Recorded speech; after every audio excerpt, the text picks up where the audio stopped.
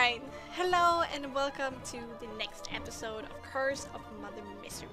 This will be episode 6. As a content warning for tonight, there's going to be gothic horror, gore, and bad language. We are playing the model Curse of Straw that has been slightly altered and is set in Frostmark's system and setting. And with me, I have my lovely players. Lady Lyria, the half-element Magus played by Julie. Say hi. Hello. Then we have the Crackers, Gnome Ranger played by Sean. Not the hacks! One way to say hello. We have Nyx of the Vistani, a tiefling bard played by Adrian. Got any pie? Oh no. And then, last but certainly not least, Sir Aspera, the Dragonborn Paladin, played by Aeronox. There's nothing safe in this party. No, nothing at all. Alright. Should speed. What happened last time is that our party fought against the invaders of the Burgomaster's mansion, and after they had finished taking care of the threat, they heard the sounds of fire. As you rushed out to the town square, they were met by the visage of the tavern. Blood on the Wine was up in flames, and Sorvia and Maribel, two of the three tiefling sisters, were apprehended by the villainous shop owner, Cantemir. They learned that the oldest sister Alenka had died in the fire, and that the Barovians were less than thrilled to have the Vistani to continue to infest their village with their treacherous and thieving ways. The Burgomaster's son and heir, who have yet to claim his full power, Ismark, caved under the pressure of the Barovian mob and asked his newfound friends to leave the arena with all haste. They left the village with a sinking feeling in their stomachs from the tragedy that just had ensued, a bit of a subdued goodbye. But Father Donovich came by and reminded the party that they still have done something good in the village of Barovia. The party was on their merry way, traveling towards further into Barovia and perhaps towards Tser Pool and Madam Eva. On the way, there were some events happening, a lot of talking in the party. Some events of the past of some party members were revealed, and later, at the crossroads of the Hanged Man, two of the party members had a vision. Krakus had a vision of himself hanging dead from the podium with a toad-like skin in patches on his body. And Illyria completely blacked out for a few seconds, experiencing a vivid dream in white. A man cautiously bowing and attempting to kiss her hand before he erupted in crimson red that spread over to Valeria, who was dressed in a fancy dress, and she fell towards the snow with a panicked feeling embodying her. And as we come back into play at the crossroads, Illyria is screaming full throttle before she is able to calm down and recognize her surroundings. What do you want to do? So Illyria just obviously screamed. I'm gonna spare our viewers. That's fine. And she, obviously realizing that she is in fact alive, she thinks, just breathes heavily, looks around, looks down on her hand, seeing if she's like back. Yeah. And your hand looked like a soldier's hand, rough and weary by travel and sword.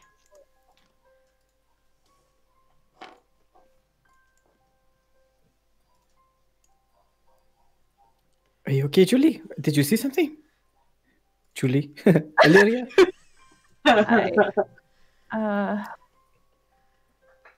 Yeah. I did see something. Well, you're taking it very calmly, whatever you saw. Point it out. What is it? Show me. Nyx looks around, like trying to look where Illyria was looking. That's not what I mean. That of the mind. I wasn't myself, but I kind of was, but not really.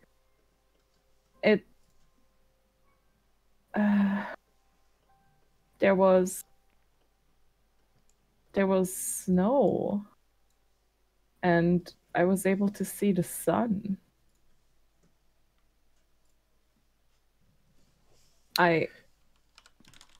It's probably nothing. You had a sneaky piece of pie, didn't you? No, I didn't. Are you sure, Illyria? I Because don't I even felt like that. pie that much.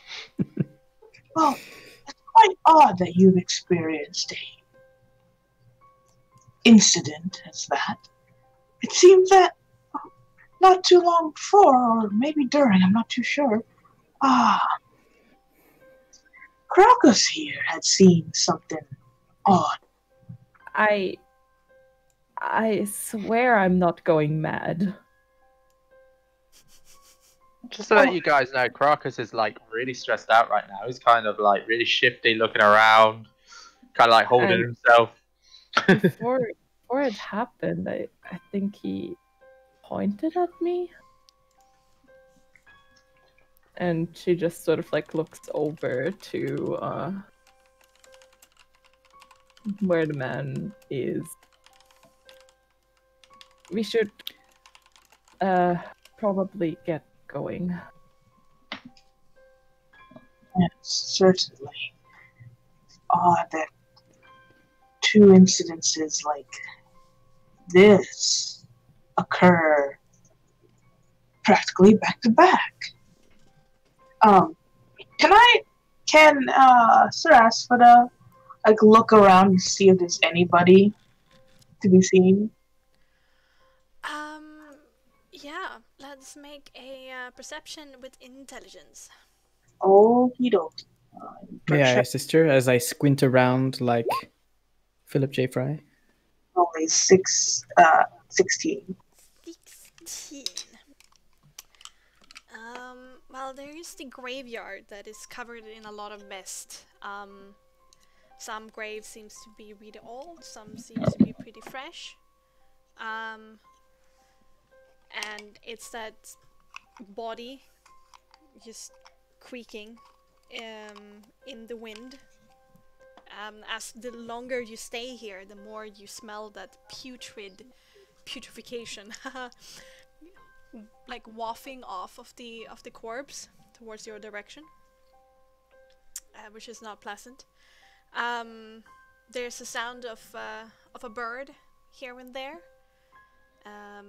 and other critters, but nothing that catches your eye beyond that.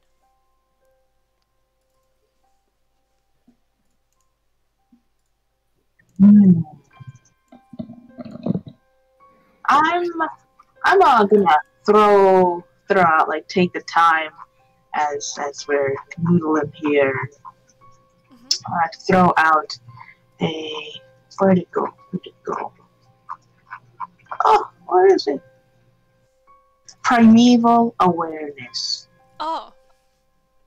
Alright, so you concentrate, is it a minute or 10 minutes? says here you spend an uninterrupted minute. Alright. Yeah, you start doing that. What is the rest of the body doing?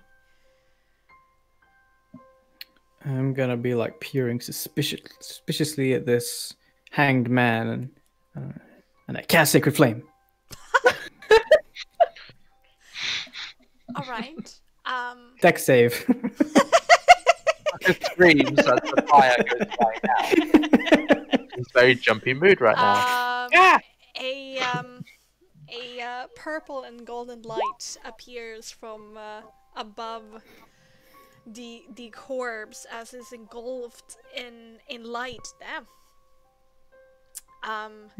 And it's singed, and it starts to burn a little bit before like the misty environment that is around you, that is very damp, slowly takes out the flames. Pretty sure he's already dead. The corpse is now Can be too careful what we currently experienced. Quick question: if the corpse is hung up, is it hung up by rope or chain? By rope. Then wouldn't it have burnt off and now it's slopped to the floor? Sacred Flame isn't fire. It's No. like radiant damage. It doesn't burn anything. I just added that for a Oh, little bit of damn. flair. I'm sorry. Illyria will sort of like look over to Krakus and be like, you saw something too, right? Crocus is just gonna like quickly just sort of like look at you and just be like, I saw my death.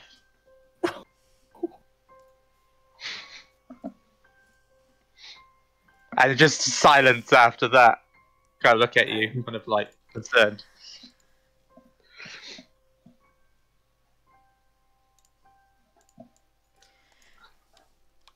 Okay.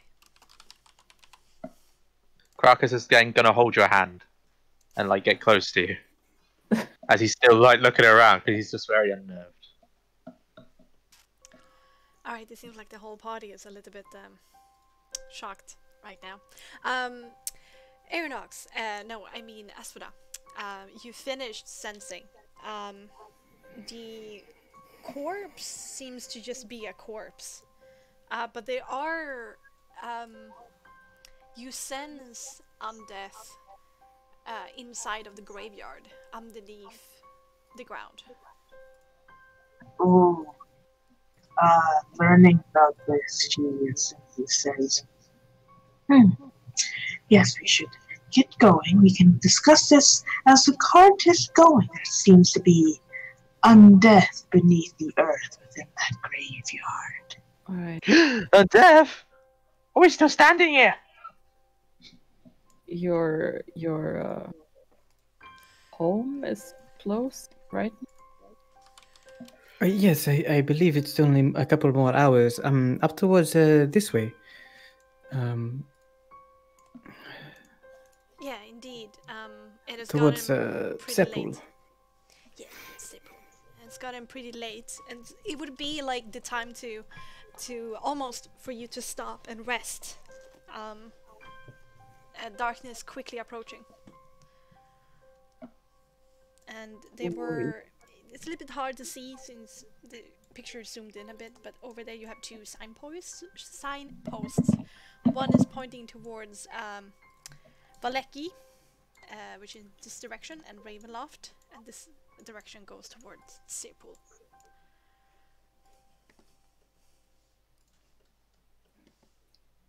I probably would recommend that we push forward, and it is only a couple more hours to where I believe my my people to be.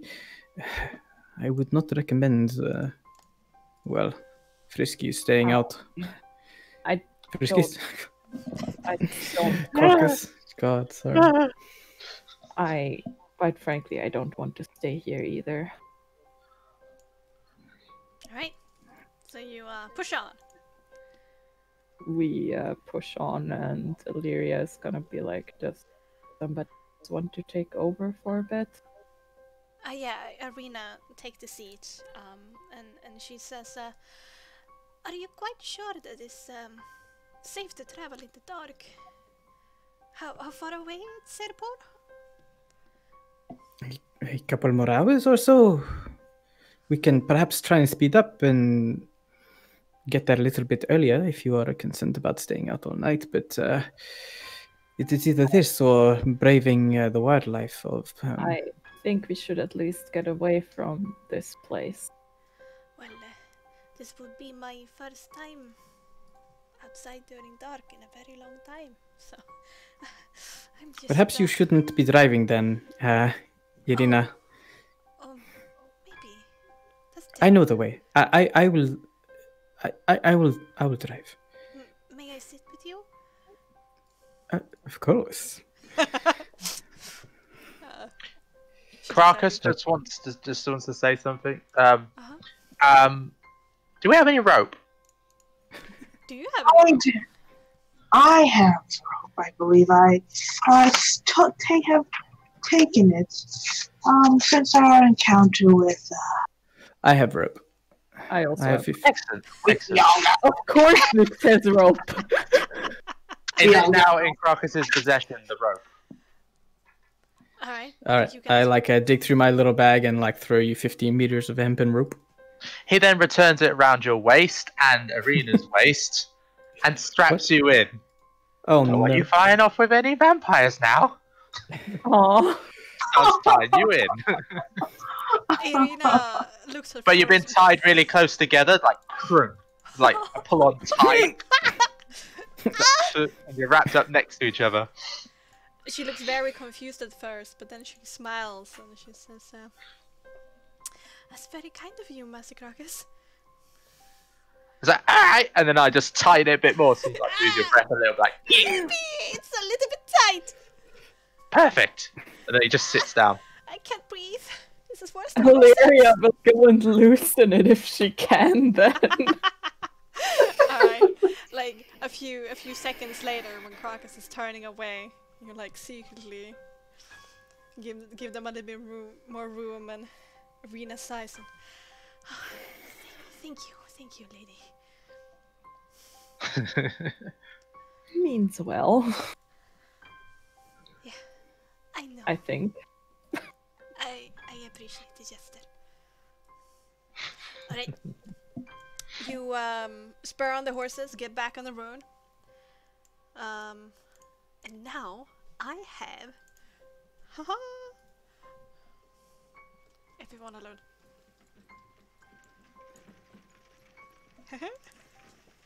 Sound effects. So happy.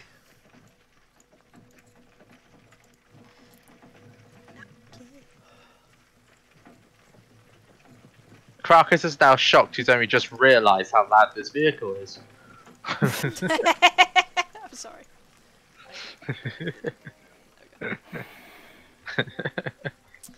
Okay. You carry on your journey. And it's rapidly becoming dark. Thankfully, you guys all have dark vision, so. But it's still getting more spooky, and the mists are getting braver. Almost like they're itching closer towards the wagon. The number of meters that you could normally see in front of your face is now encroaching upon you.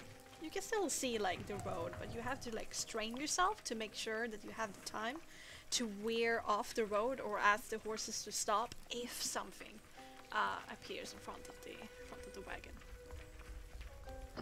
The sounds of a wolf howling, a raven cawing, comes back.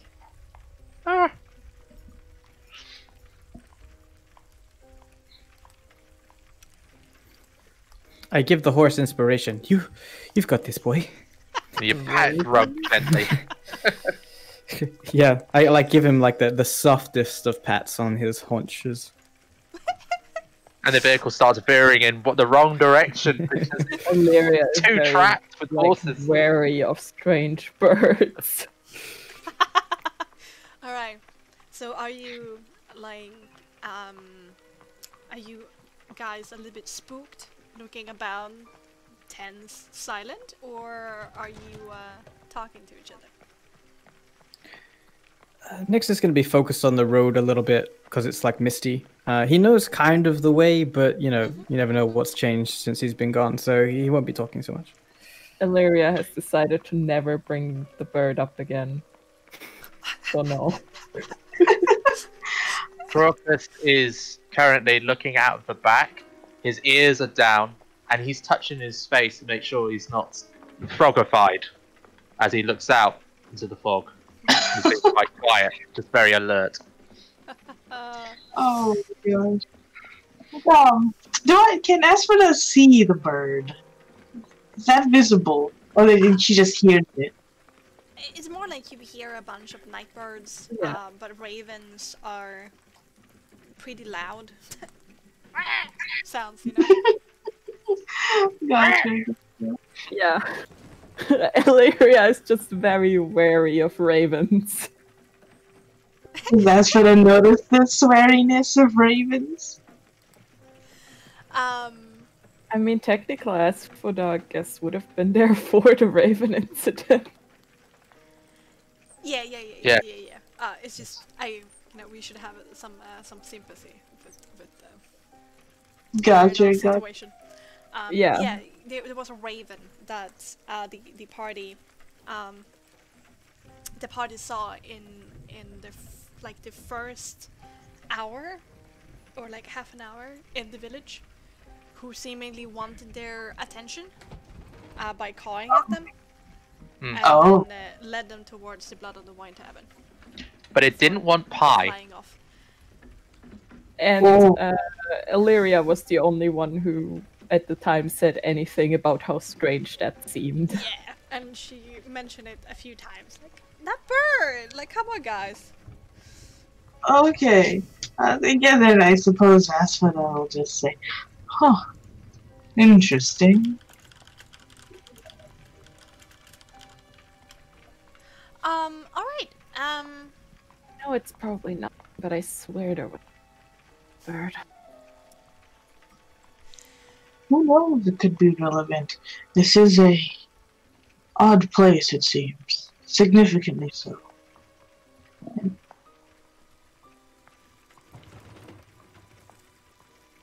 Sorry to interject, I just got to disappear 2 seconds. Okay. Okay, Crocus disappears into the mists. Carry on. Oh no! Alright. I will wait for him to return before I... Anything else to talk about during this? Irina turns towards... I- Oh, I'm sorry, I was first. Oh. Irina turns towards Nyx, and she says, Nyx, I know I haven't known you for that long, but you seem a bit tense. Is everything alright?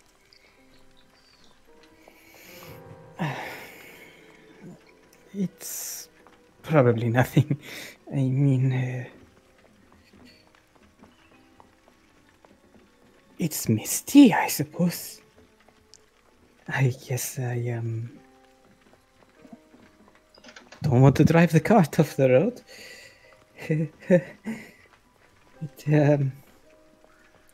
To tell you the truth, Irina, I'm not too sure how this is going to go. It's been a while since I've reunited with my people, and there was certain things I had wished to do and come back a little bit different than a lost pup who has made mistakes. Yes, I'm a little anxious. Both for the weather and for the fate of my friends and you. But also what kind of bollocking I'm going to be getting when I return and everyone points the finger and says, ha! Nix the failure. He couldn't do anything without our help. Nix, I wish you didn't speak like that to yourself. And I know your heart, Nix, and it's noble, and it's true. Even if you had made mistakes, it doesn't change this truth. And I am eternally grateful for all of you for helping me in my hopeless situation. So, if they will not call you kin, then I will. We'll see how it goes. I mean, it's not very straightforward, the Vistani, you know? They usually stick to themselves. I'm an anomaly, special, if you will. But they don't like special. How? Well, I know that you are special, but how are you special?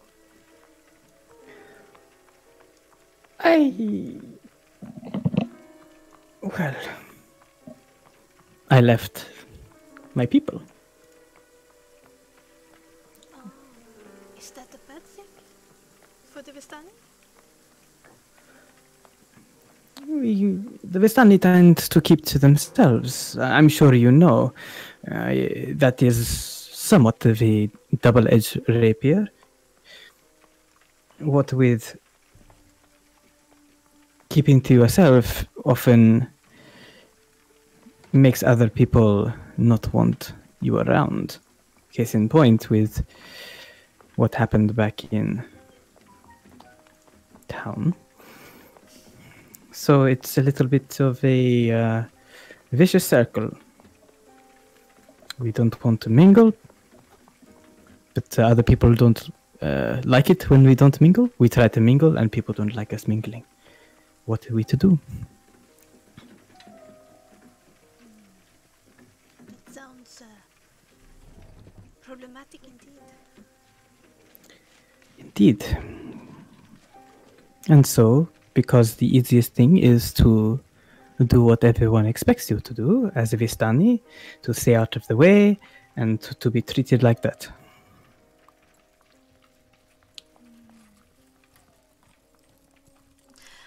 I am sure that you will be able to find a way, Nix.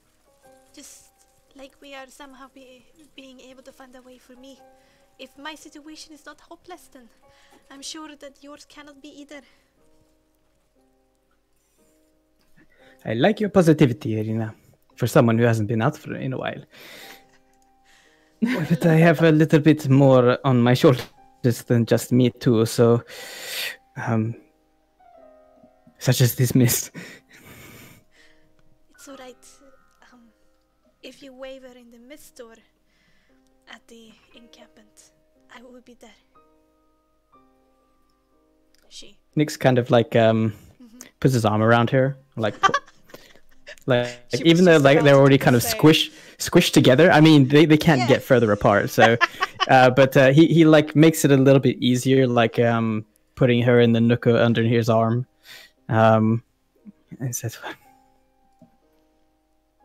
"I'll be by your side, just for your protection, as will every one of us. But I hope you see us as more than just an escort." Definitely starting to. And she puts her head in the ball of your neck. No.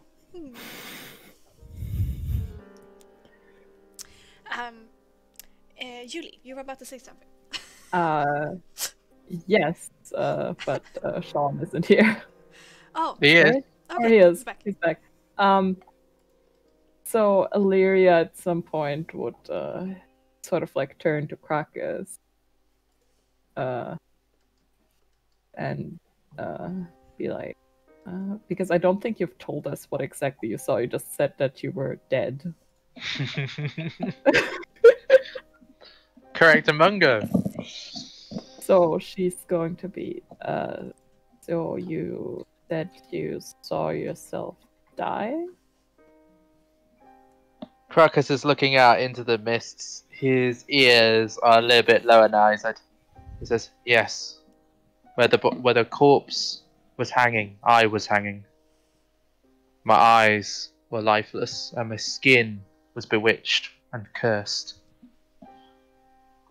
I fear for what's ahead. I'm hoping it's behind us. It's why I'm looking out. Hopefully it's not following us. Whatever. I don't know." That is odd coming from you. No offense.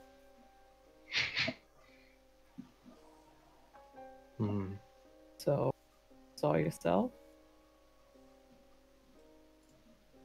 Yes. I saw myself. What? You were screaming. Just what happened? More than what you've said. Was there anything more? Well, there was this man in front of. I don't know. He seemed warm, and I reached out like he wanted me to take his hand. And as he was about to kiss my hand, he just something happened, and he seemed to be in pain. And then everything just turned red. And it was like it was trying to grab me, and when I got my hands free and finally like managed to get rid of it, I fell.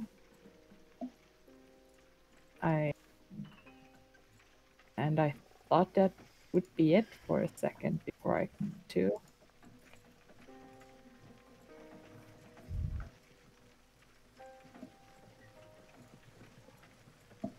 I'm not one for magic. It has always scared me. I've always preferred to stay in the realms of reality. I don't know how to deal with this.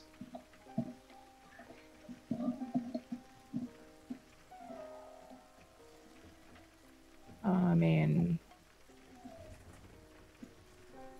you could try to not think about it too much. Am I still brown? Like, normal? You once more, for like the 100th time, you double check your arms, your hands, and you feel your face, but you seem normal.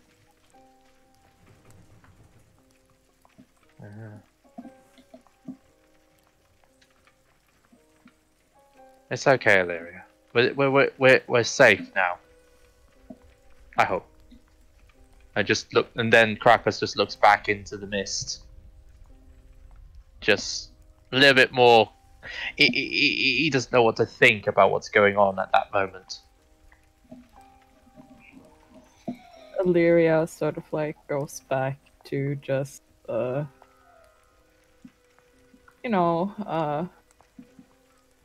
trying to make sense of what she saw, since I think it would be quite strange. And maybe carefully watching Nyx. Oh. You're getting a little jelly. She is more concerned for Irina. If that's what you need to tell yourself. He's a bad boy, you see. He's a heartbreaker. Thanks. That's what I wanted to hear. I think it's better for you to hear it than never. As for that, you're sitting there in the wagon, just overheard your whole conversation, And then Yeah, shines I imagine Illyria just sort of like, especially when he puts his arm around her, just sort of like glaring a little bit, like, "Don't you fucking dare!" Yeah, she's staying quiet, listening to all of it, taking it all in. Alright. Eventually, the road gradually disappears and is replaced by a twisted, muddy path through the trees. It used to be like more of a road. It actually looks more like now what's on the picture. That's very funny. Deep ruts in the earth are evidence of the comings and goings of many wagons.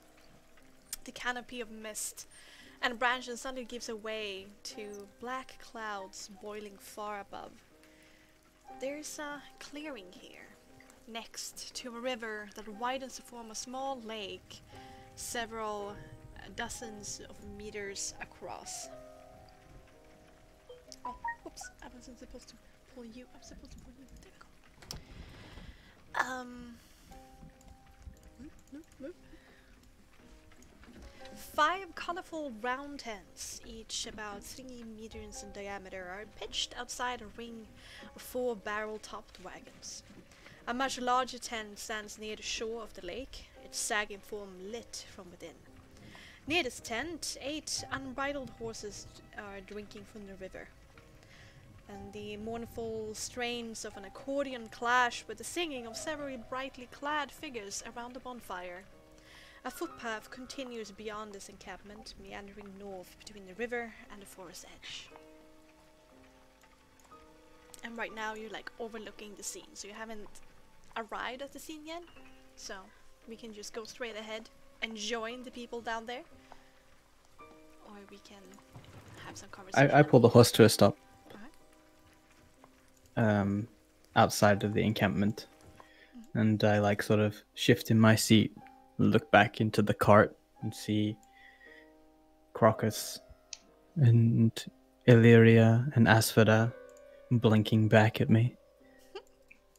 Blink. Blink. So we are we are here, safe and sound. I hope what happens next doesn't startle you. I hope for the best, but you never know with the Vistani. They are quite a, let's say, fun-loving people. Then, if you would, enlighten us on what to expect. Oh, that's just it, sir. As for I really can't say what is going to happen, but I'm just warning you nevertheless to brace yourself for whatever happens. Nothing violent, I hope, but the Vistani like to keep to themselves, as I believe I've told you before, and outsiders may be a little bit skeptical, and also towards me, it's a little bit strange me coming home out of the blue, especially if they're sending people to look for me. I hope not to be scolded too hard. I'm sure it will be alright. I feel better. That's the spirit. Crocus is going to go over to Nyx, knowing the past and knowing how he feels about things. He's going to rub him on the back, tap him on his shorter horn, because it must be known that like Nyx is very self-conscious about one of his horns being shorter than the other. He told Crocus once, yes.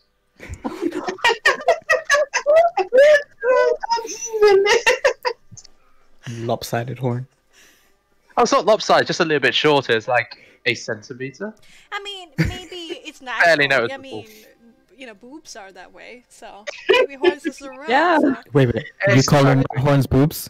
Stop touching my boobs. Let's back away. Let's back He's away. stroking the Retreat. tip. I'm not sure what is worse, boobs as horns or Back to horns as roleplay. boobs. Retreat. Back to roleplay. Crocus. Undo. Control set. Crocus. So yes, he's gonna pat Nyx on the back, like just in like comfort. It'll be all right, buddy, sort of thing. He's not gonna say anything. He's just gonna tap him on the shoulder. No. And weird touching. under his breath, as Krakus touches that, he just kind of whispers to him in like a half smile, "Guidance." Oh my god. Alright. When they like start to approach, because you know that's from us seeing this, can it be so that she just stands kind of firmly directly behind Nyx, just so that it dissuades any unpleasantness? Okay. Let me then explain what happens here. You pull up towards the campfire in the middle.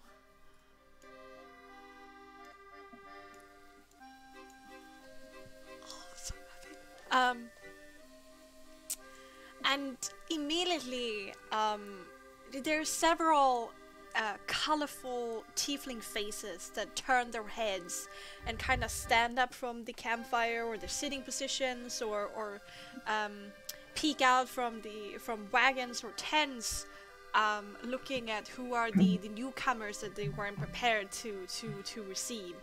And as soon as Nyx and the front of the wagon enters into the light of the campfire, there are a bunch of children voices that goes, "Nyx! Ah!" and immediately starts to swarm the wagon. Krakus ducks, readies the ladle.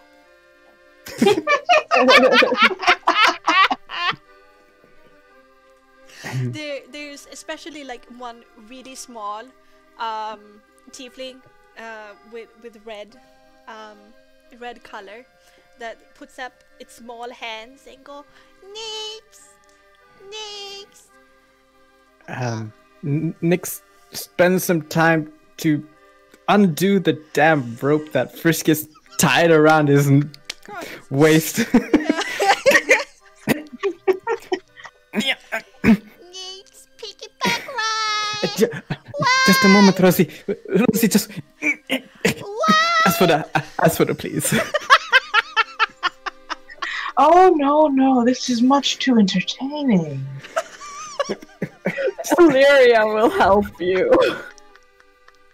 Krakus gonna watch on as his craftsmanship really is that good that the rope's really hard to untie.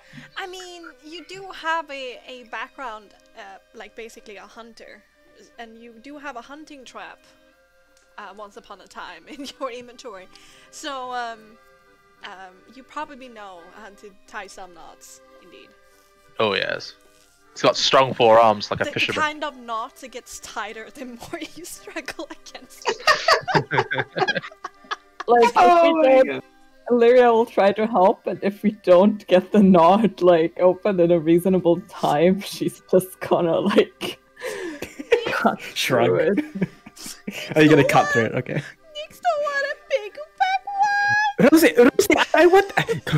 Hold your horses. In fact, go to the horse. He wants you to hold him. As well as gonna pat Krakus on the back, whispering low, "Very good knot work." Krakus is gonna his eyes gonna twinkle, be like,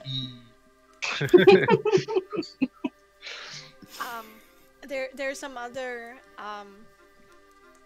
children there that are like interested what's going on, and one that is like a little bit further away from the rest, dressed like a little bit like a swashbuckler in comparison to the rest of them, with blue skin and a long braid, walks up with her hands around her back, looking a little bit shy and like, "Hi Nyx, welcome back." Well, Sophia, you've grown up. You think that? Well, I mean, it's been a not too inconsequential period of time, and yes, look how much you've grown. No, please, I really I'm just trying to get this. I will be Okay. with you in just 1 second. That's what I like brute force it. Like she Can we finally just like finds the cut right it place. already? Yeah, she'll like, okay, this is enough. I've had my fun. She'll take the tip of her halberd and go and slice it. All right. I'll give a smile to Irina, and then a final look to the rest of the party, and then just like turns around and says, "I'm back." Ah! Alright, let's head into the camp proper. Look at me and all these fancy pictures. Alright. Let's get some pictures going as well. Yeah, there are several like half-dark figures that stand around the campfire. The music dies for a second before somebody casts an evil eye against the musicians, and they're like, "Okay, I'm sorry, we continue." And there's like this whisper going through this crowd of adults that have gathered here about who has come to the Tser pool encampment, and immediately a older tiefling with yellow hair that is starting to become a little bit more gray, horns almost like a ram's, and a skin color that is very akin to humans, but black pools of eyes. Immediately takes the word. Nix. So you dare show your face here, huh?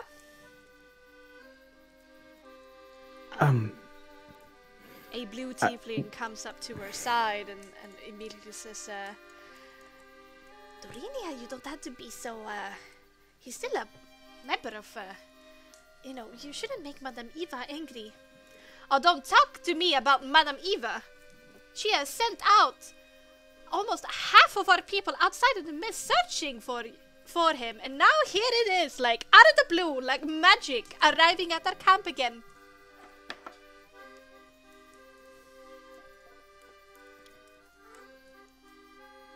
They're all like looking at you, Nix. Hello, Tarinia. You're looking well. And Obviously. when? Also looking good. I did not mean to cause anyone panic. That was not my intention.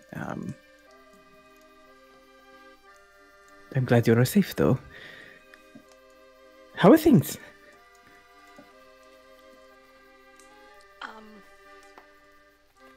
She's just about to like open her mouth to give you what's what, when this really tall, fair-looking tiefling comes up to her side and says, Mother, perhaps we should just let him come into the water for the campfire and sit down and have something to eat and tell us the reason for why he disappeared. Well, Fine. First things first, Saban. I'd like to introduce to you all my friends. My friends. And we've been traveling together for a while. And this here is my good friend Krakus. Krakus steps forward, but people barely spot him. And this fair one here is Illyria from distant lands. Immediately, this really deep red-skinned tiefling with blue dreadlocks comes up to the rest of the party, Aspera, Krakas, and Lady Lyria, and in front of Lady Lyria, there's there's a bow and says, "Without our manners, Vistana, we have guests. Come on, let's bring out the wine and let's quicken the music." And they usher you towards the campfire. There's several logs. I nod like it's okay. Okay. Really stiff there. And like Nyx will like walk in and just kind of pass the glares of a few of them and just like head further in and spot some, where the wine is kept on a small a barrel, and kind of go there a little bit too eagerly, and pour himself and his party some goblets of Vistani wine and hand them out. As soon as you finished, your drink almost is lost to you as a small mass of tiefling has shomped itself to your back. Piggyback, why?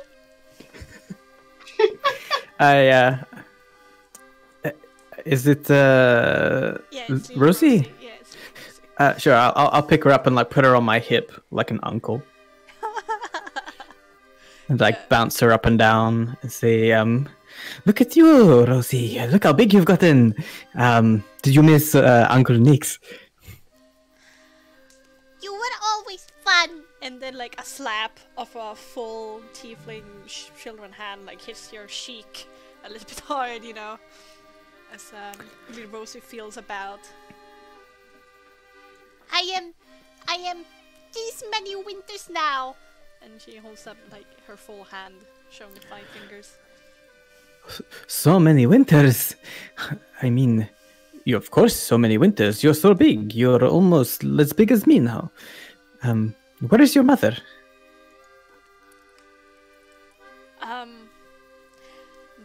Mother. That's a good question. She says, I'm staying at Wagon. For now. I look around for Floor. She comes out of the wagon and sees you, and her eyes widen, and she rushes forward, gives you a hug, and then slaps you.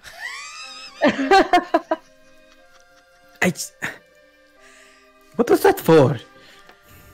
I'm happy that you're back, but I'm not happy that you're back. Nyx, what the fuck? What the fuck? What the fuck are you doing?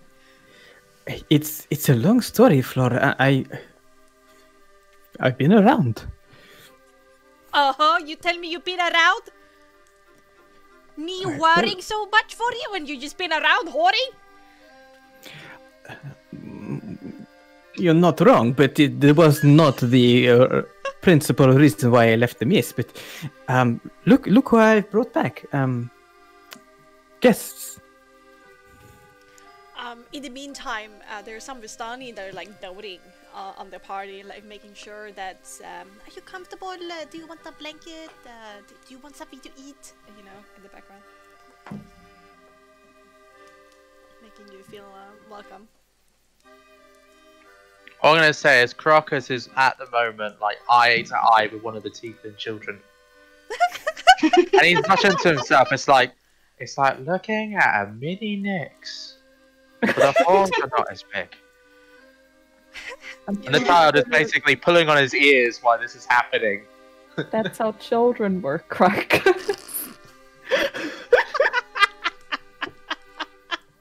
I can only imagine how small you were, Crocus.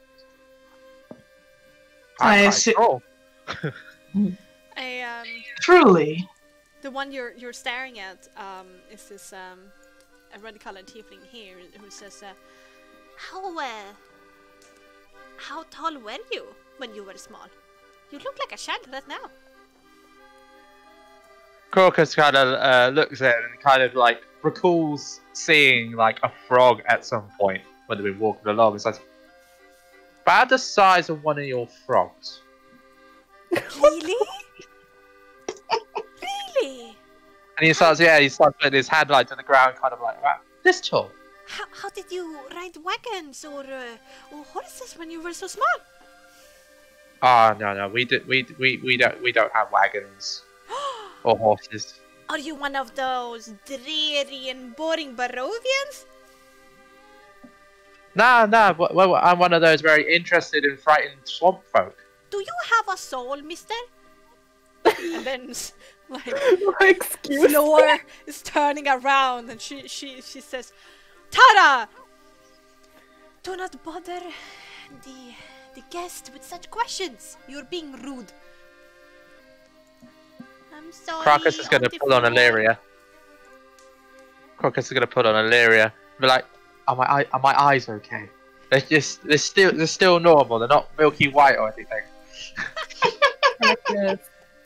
You aren't dead. Oh, no. It's just in case I'm cursed. I don't know.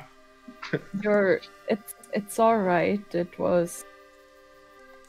Well, we don't know, but it's over. We're all right. And she does sound very unsure about that, saying that. Crocus is gonna snipe back. Jeff said that. So like go and disappear into his own head.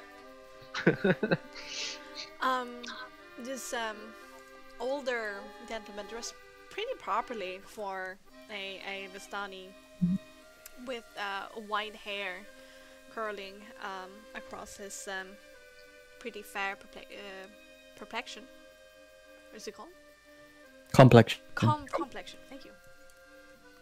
I'm very perplexed at the moment. It's Hugh. And he stands up and claps his hands behind his back and says, I think all of us would like to know now, when everybody has been welcomed. I must apologize, travelers, but we have some Vistani business to take care of first before we can exchange stories and pleasantries with each other.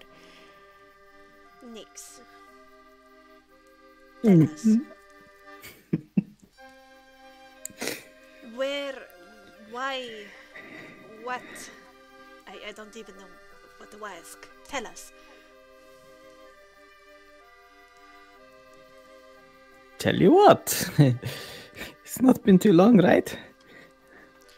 We received the letter of diplomacy from the Honorable Count.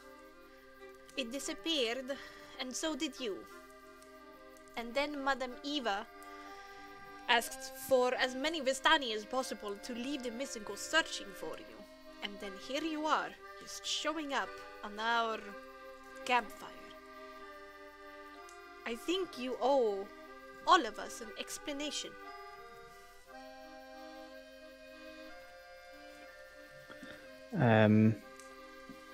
Nyx kind of like looks around at like all the tieflings like looking at him and looks to his party. And he looks a little bit panicked. Like breathing a little bit faster, a bead of sweat trickles down his purple, the side of his purple cheek. Well, there's not much to say. I was successful, clearly, of going beyond the mist and bringing folk back to meet the Count. Yes, that's it. There's a audible gasp amongst the adults, and then the light blue tiefling leans a bit forward towards the rest of the party and goes, so you are the diplomats, the emissaries Well, that the Count sent for. You're here. two of us anyway. He looks confused between you, the large dragon, My and the name- little gnome. But My no name stepping away is from Illyria at the moment. Illyria, and this is Seraspoda. We were the diplomat sent by the Protectorate. He clasps his hands. Oh, that's amazing! You get to meet the count. That's exciting. And Dorenia answers from across the fire and going. It's very pleasing to hear. Opening up more trade relationships with the Protectorate would be very profitable for us Vistani. I hope you are successful. Yes, I hope we are as well. I would like to see this place in higher spirits in the future. Higher spirits? What other place can have higher spirits than this? Oh, this place is quite nice, very fine. I was more so referring to the town we were in prior here. It was quite disturbing, to say the least. Unfortunate. The man with the white hairs starts to speak again. Oh, let me give you some assurance, honorable diplomat. There is nothing to do. It's a curse. It's always been there. Will always be there. Just avoid the Barovian settlements as much as possible and stay with us, Vistani. You mean you have a curse of shady and criminal merchants? Well, That is your curse? the Barovians don't have whole souls. And those that are whole are still cursed. We just let them do what they do. I see. Yeah, do not bother yourself too much with them. Just travel to the Count. Give your greetings, and let's create prosperity between the Vistani, the Count, and the Protectorate. Of course. Yes, though true. I would still like to see those, not of your own, also prosper, at least in better spirits. More than a monopoly of one merchant, particularly. You just look a little bit confused. Nyx looks around and then clearly looking for someone, and then just gives a side whisper to Sophia. Hey, Sophia. Oh, she was standing close to you. Yeah, like behind. Like you. I look down and I go, oh, you're very No, close. it's more like she was like lurking behind your back, hoping that you wouldn't see her, but she could be close to you. Sophia, so I don't see Madam Eva. Is she awake?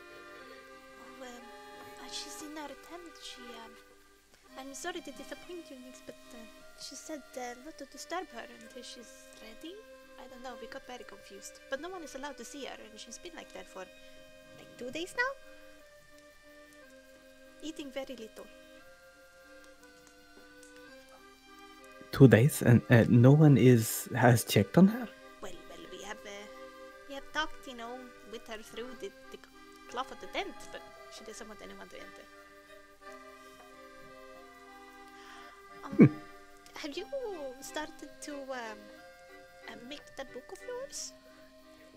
Oh yes, Sophia. I was almost counting the minutes until you would ask me such a question. And what fabulous stories I have just come up with along my journey. There are so many. Can I see? All in good time. Of course, just like the old days, we will have a nice bedtime story or two. There are so many fascinating new stories in my book. Just you wait and see. That's a promise? I promise. Okay. She looks a little bit more like calm and happy about herself. At which point Darina stands up and says, "Away with these pleasantries. Vistana, you need to recognize that Nix has done thievery against the Vistani. He stole the letter. It was not his duty to bring it to the Protectorate. And we're just gonna pretend that everything is good.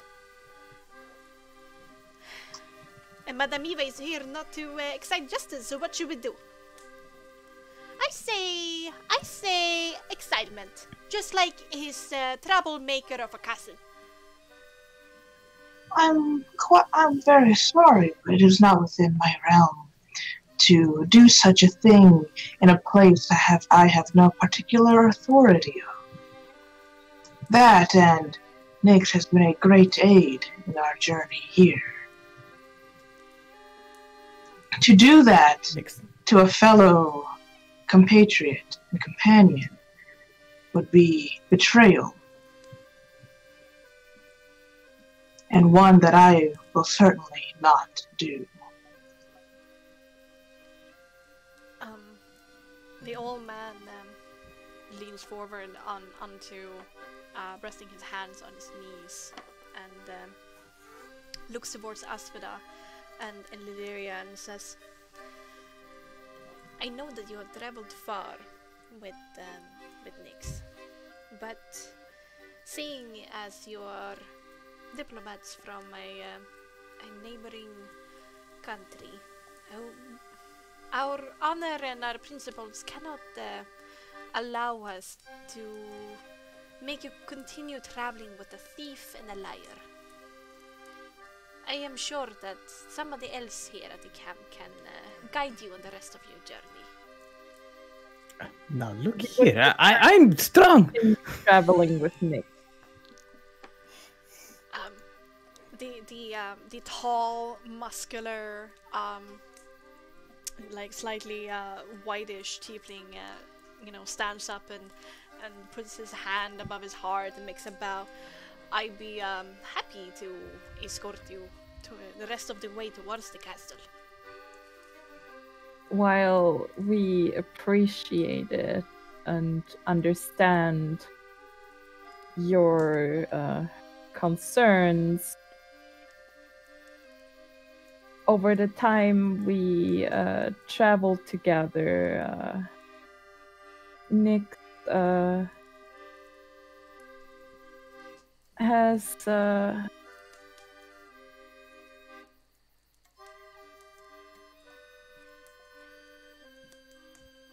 Nix leads in. Yes. Yeah, and Asper is also slightly leaning in too. And so are all Marcus the is picking his Vistani nose. as well, like leading in. What is she going to say next? he has proven himself as more than capable of the task. She just sort of glares at Nix. You see, Saban, not all of us have to have muscles coming out of their earlobes to do the thing that is required of a Vistani.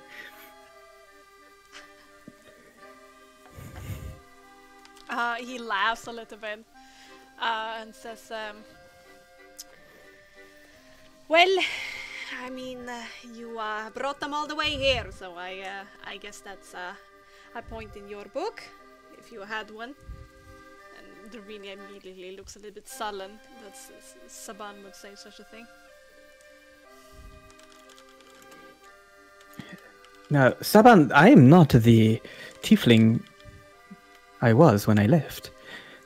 There has been quite a change when one goes beyond the mist. But what am I saying?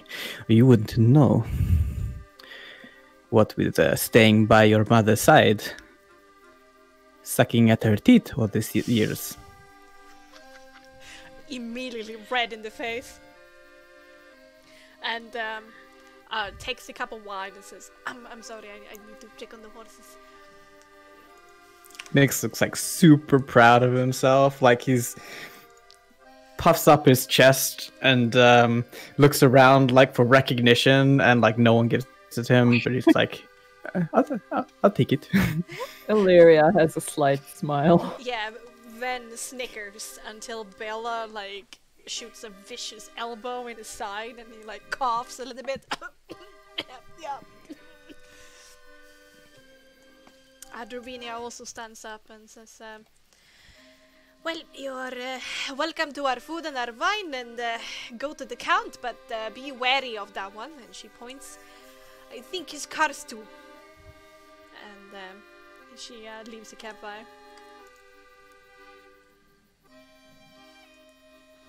It's a little bit awkward until like Kato over here, the really crimson tiefling laughs a little bit. Well, seeing as you're coming from outside of the mists and a new country that we haven't heard about, I'm sure you must have some great stories. They all do. Come now, enough of this stern atmosphere. Are we Vistani? Oh, we're Vistani. We have guests. Let's show them a proper Vistani welcome. Everybody cheers to this. Hey! And I like pick up my what do I have? I think I have a lyre. Crocus. Do I have a crocus? I pick up a crocus and like try and play him. Rat. I pick up like an instrument nearby, like maybe there's a lyre or something like that, and I join in the playing of the accordion. All right, yeah, accordion. I prefer cello. Tara walks over and she starts like playing flute in your face, and you're like starting like dancing together a little bit as you like riff off each other, and she's starting to challenge you, and you can't really keep up, but it's fun.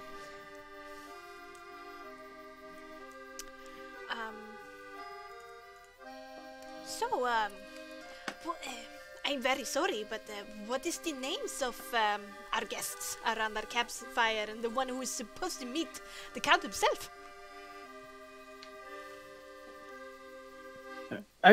Of course, I mean, before I was so rudely interrupted, this is Krakos. He is a wonderful friend. He knows the best mushrooms. If you just like give him a mushroom, he will tell you what it is without a question before he eats it, but he is really great at that. And then we have Illyria here. She is from the Protectorate, a noble, and this strapping lady is Sir Asphodel, also from the Protectorate, and to a certain extent her bodyguard, I suppose. Yes, it's a pleasure to meet you all, formally. Oh, I'm at your service, our impressive, scaled, feminine friend. And he bows to Asphodel this time. And to you, my effeminate fellow. I'm Kato. And over there, they in my book, a little bit bitter, but he's fine. Over there, the white-haired one, that's Eon. And he sends immediately a glare towards Karo. The lovebirds over there are Bella and Ven. Don't let Bella boss you around too much. That's Ven's job to be bossed. And our beautiful Flor.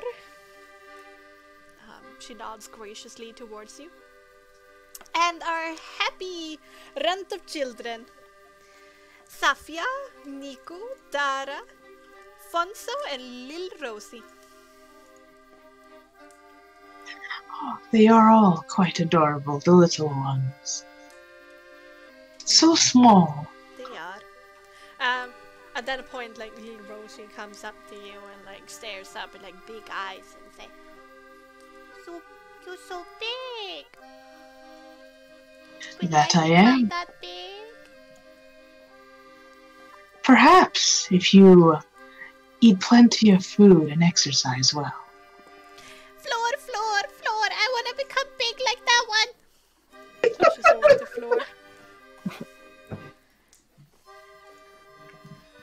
And indeed, next to you, there used to be more people here at the circle. Like, this amount of Vistani is like maybe a third of what usually is here. A third or half. And the ratio of children to grown-ups is really high. So, probably the children has been left behind whilst more of the adults have traveled away.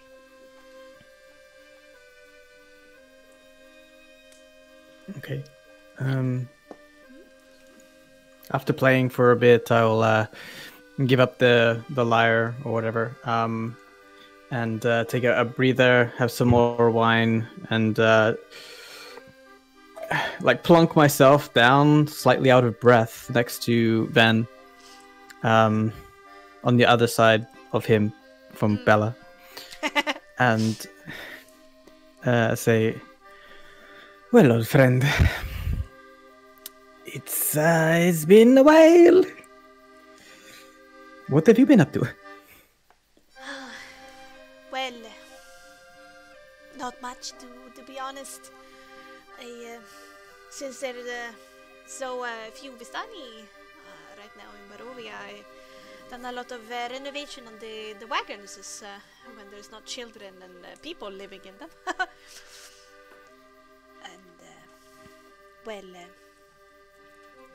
he leans forward a little bit to whisper. He's sleeping right now, but me and Bella had a son, Kennick. We made him.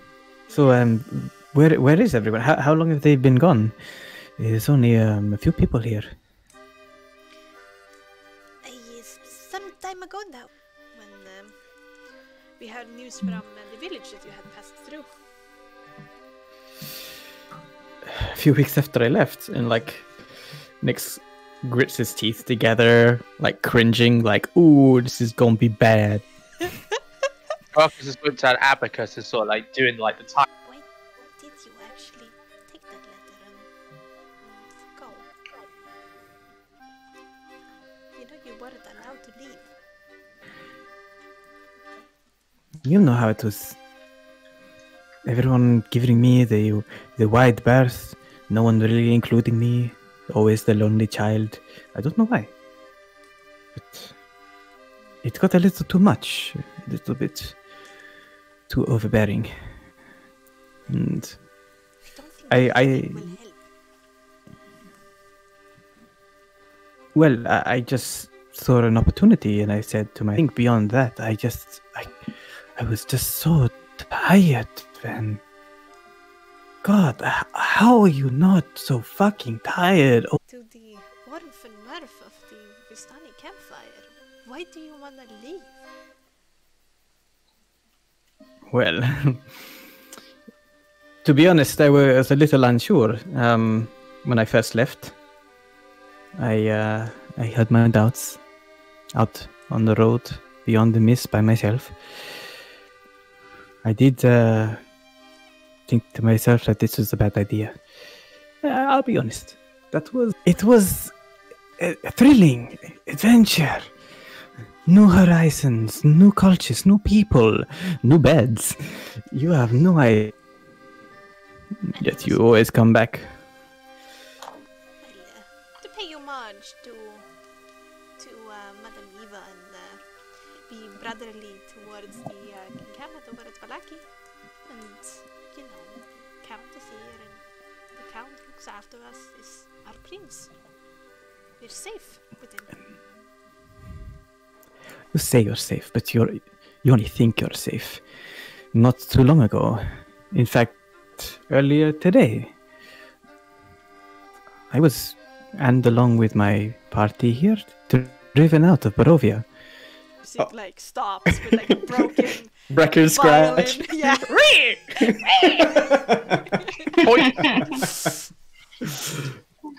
A little puncture hole in the accordion. Yeah, exactly. And Ion, This very time? suspicious glare. I swear, it wasn't me. But it was that asshole. Cantimir. You know, he's always had it out for us, Vistani. He said it plain as day, and we all heard it, that he sets the blood and vine alight, trapping Elenka within. Well, we always knew, Nix, that he... Well, he clearly seemed to feel very confident about himself, that he could do this without any consequence. He has grown far too powerful. And which power, I don't know, but he says he's powerful, and the rest of the Barovians just took his side like that.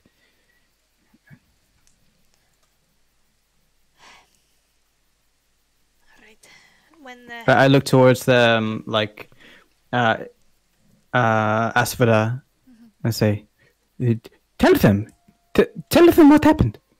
His accounts are true. It was the action initially, and just barely have been brought down to something manageable.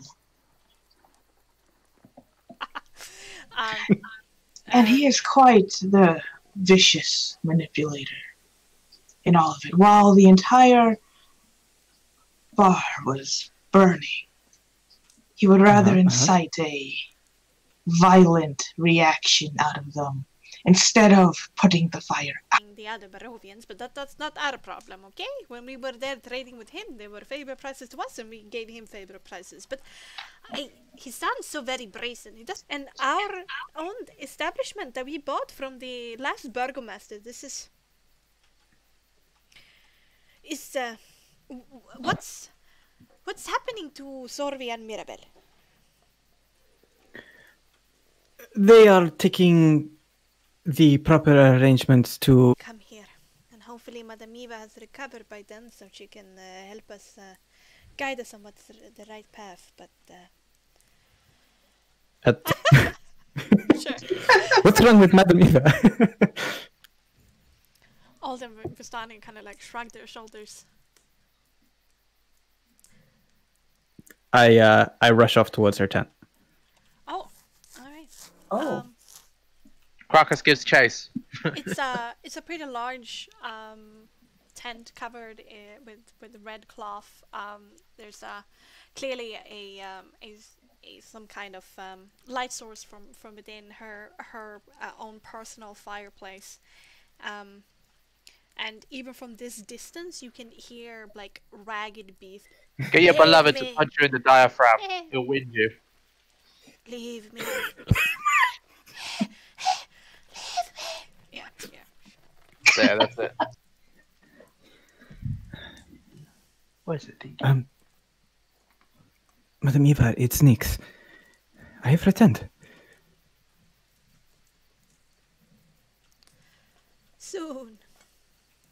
Not yet, my dear. Can Crocus sneak into the tent? Because he's a bit concerned and he's a medicine man. Wooga wooga. You can try. Stealth is through the roof with this guy. I said no, there is no stealth. Let's do dexterity here to not ruffle the Right, then it's just +3, indeed. Boom.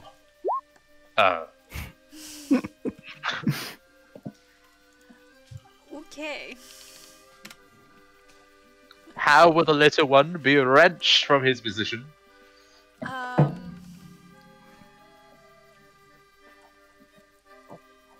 I just want to add, like, Crocus has gone like on all fours sort of thing. It's like kind of like trying to skitter underneath the tent, like entrance. Yeah, you hear like whispers of Coptic in your ear.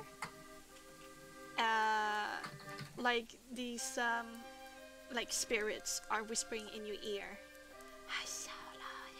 You know, that kind of sound. It's like, Nix, I'm a medicine man. Explain to her. I have potions. I whips out a mushroom. He starts pointing at Nyx. It's like, I'm a medicine boy. I do this. I look at Nyx and then I like bring my hand up to my chin and just rub it for a quick second and like, Madam Eva knows best. If she says she's okay, then I believe her. And then she starts coughing in the background. And Cracker says, "That's not okay." I mean, I personally don't think I could ever go up against Madam Eva, but Sure. It rolls into the tent, and 5 seconds later, it rolls out. there's a cat in there. And so they turn to the tent and goes, "Fine then." And just walks away, kind of annoyed. Alright. Bloody magic using old ladies that know what's right for them. Well, and I just like still have like a really concerned look on my face, really pensive, and I call out once more to the tent. Well, I'm a little bit concerned that you wouldn't cracks his shoulder and just lead him back to the bonfire. And Kato has gotten closer to the females of the party and is saying as you come back, "Oh, you must have some interesting tales from where you come from. Tell us something about you. How can two such lovely ladies as you find their place around our campfire?"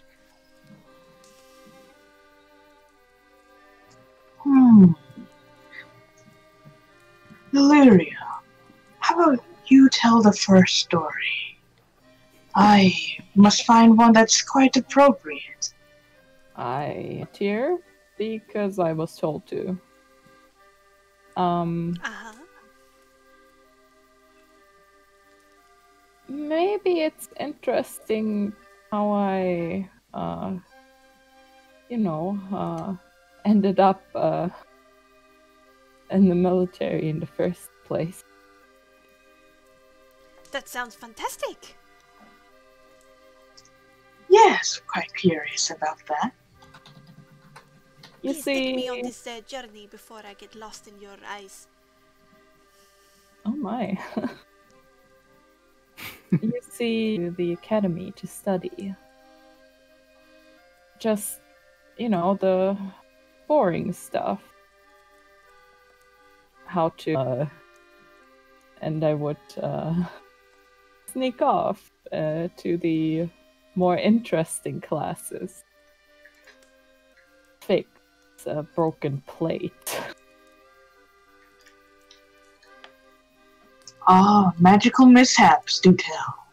Actual studies a little. Sneak out with a few friends I made that actually didn't like it that much. So eventually I just had enough. And conviction too. So I decided to join the military, mostly just to. Well, There were all kinds of fun mishaps when I would practice. caught in the flames.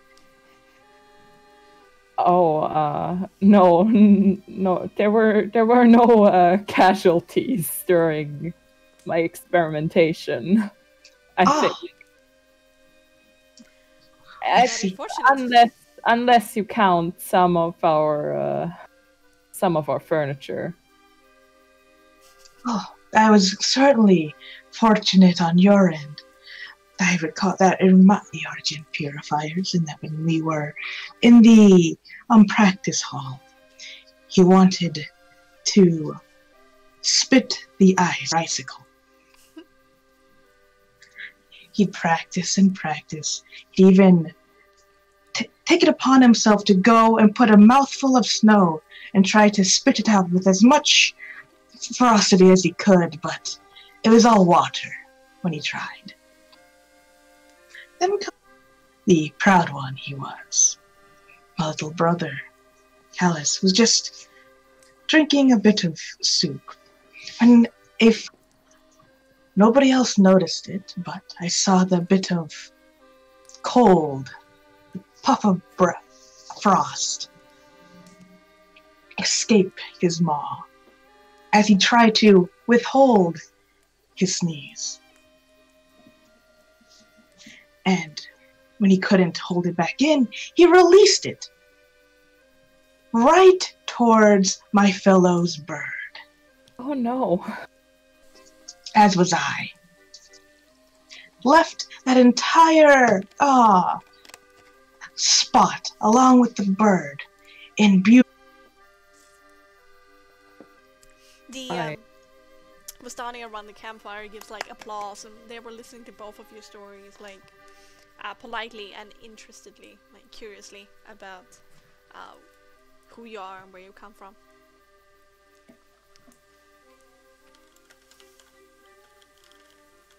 Thank you, thank you. And what of your own stories here? A mighty wizard. Music changes to be a little bit more dramatic.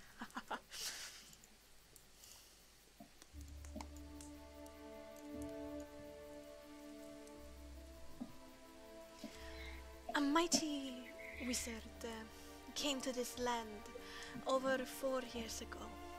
I remember him like it was yesterday. He stood exactly where you are standing right now. A very charismatic man he was. He thought he could rally the people of Barovia against our prince. I saw the battle with my own eyes.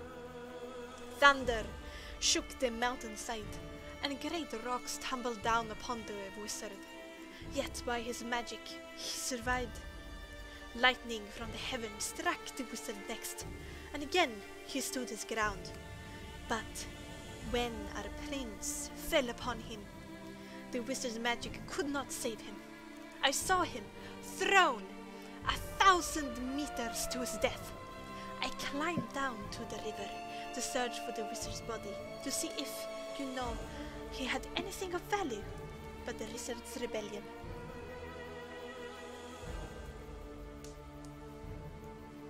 Oh my.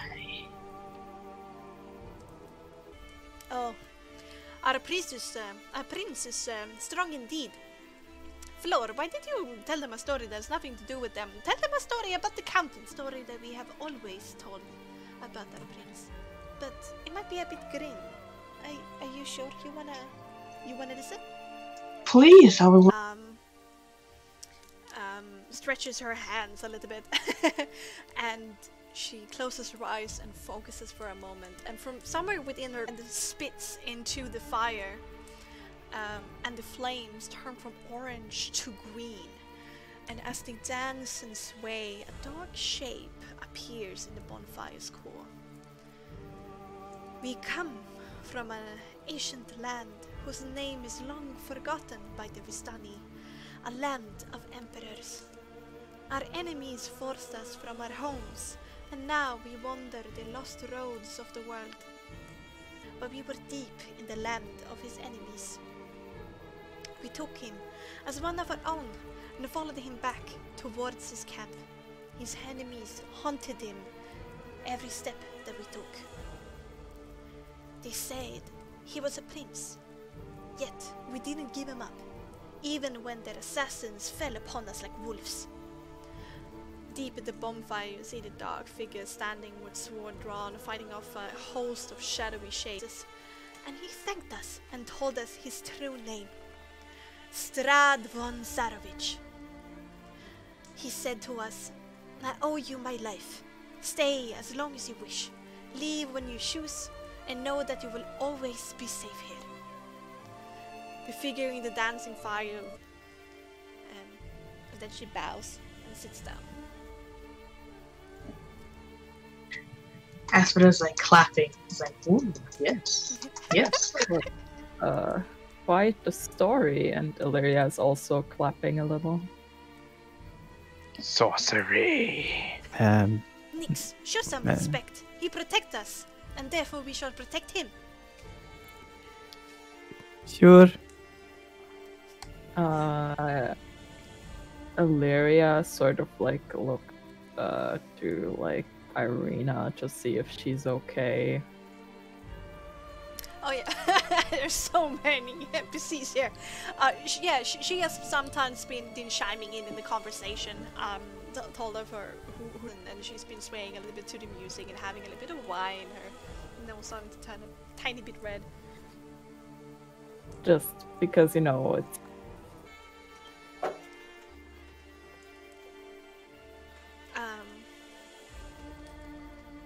The normal music comes back, and she actually merrily says, "Let's dance some! Come on! Let's just stamp our feet!" Irina immediately stands up and takes Crocus's hand and starts like doing pirouettes with him. Dragging him around. The egg, they burn. As they're dancing, Nyx will stand and like look at the log, and they do like he leads her in the classic Vistani dance, like some sort of. What makes you say that, Illyria?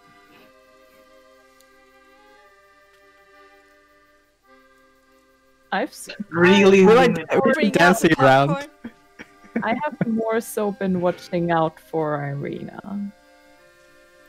Well, that's very kind of you. She needs friends like you.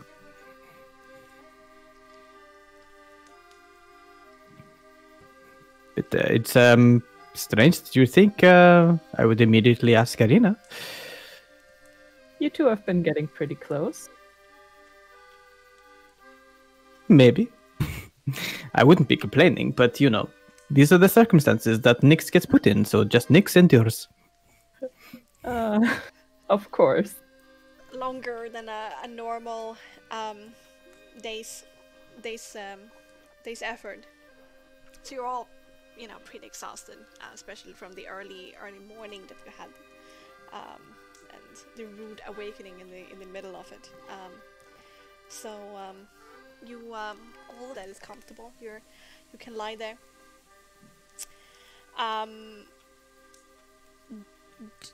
You know, just before it's time to sleep. He likes them big. Okay, I'm ready for this. You know, so I don't know how much you want to roleplay this. She's at like the fire. She finds the warmth of the fire far more comfortable than inside the tent. She kind of curls by it, and like, I guess he approaches. Mm-hmm. And when he says like physical, she only responds, "Physical. You wish for a bout to test yours." I'm up for the task. In bed. Not out in the field. Very well, and which weapon will you use? The one nature gave me. Nearby field, and takes out her halberd.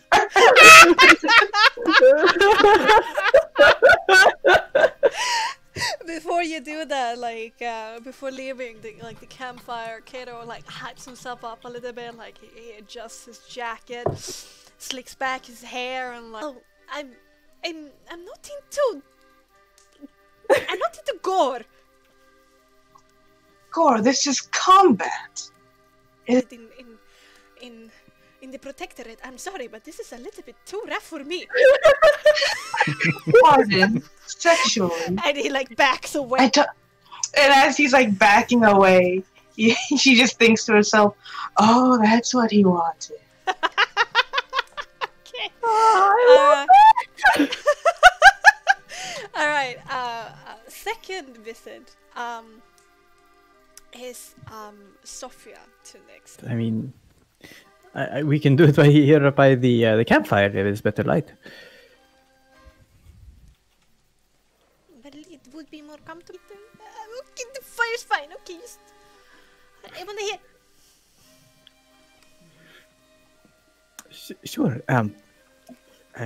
I have a wonderful tale about a brave gnome. Maybe you'd like to hear it? It is a tale of overcoming adversity, where strength within beats the big foe in the marshes. A mushroom just hits you on the head.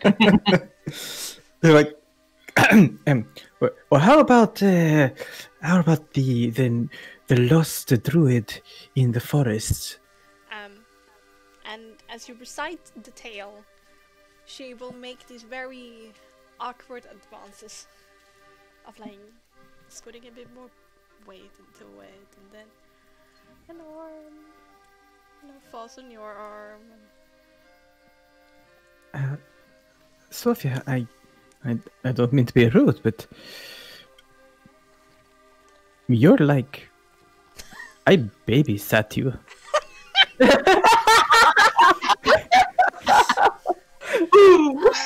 Ouch! But true.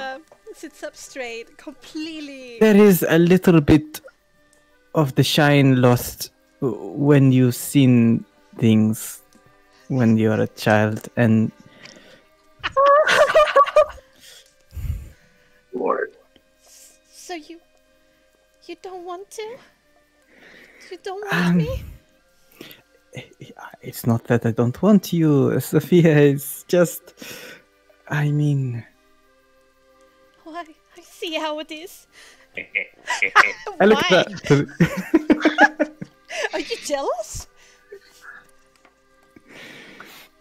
Crocus is not laughing in jealousy. Both mentally and physically conflicted, like he's having like the ultimate struggle of internal morals of like saliva, and like smacks his lip together and goes, I need a drink. Alright, you take to the bottle. You know, And Crocus understandable. throws you the bottle. It's like, there you go. Because it's happened before. I want to try and catch it. Do I catch the bottle? Just envisage Crocus like on a box and not kind of stand up really comfy and just flinging it while wearing black sunglasses, like the coolest he could ever be. And then they go, like, I do that shudder thing.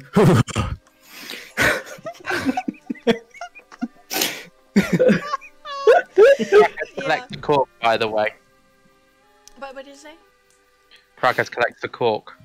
A cork. Ah, the cork. I- Oh, I see. Yeah, I don't. You must. You all find rest after some confusion. And you find your sleep, and it's very nice and very comforting. It feels, for the first time inside of the midst of Barovia, everybody but Nyx, that is. Nyx, you have nightmares. Oh no. Or gruesome detail, whilst the rest of the tieflings and even Madam Eva turns their back to you, and you feel isolated, cold, without a home, without safety, without confidence. For toilet and refilling drinks. Just change my bandages. I'll be right back. Oh no! Yeah, that was pretty funny with Kato and Espada.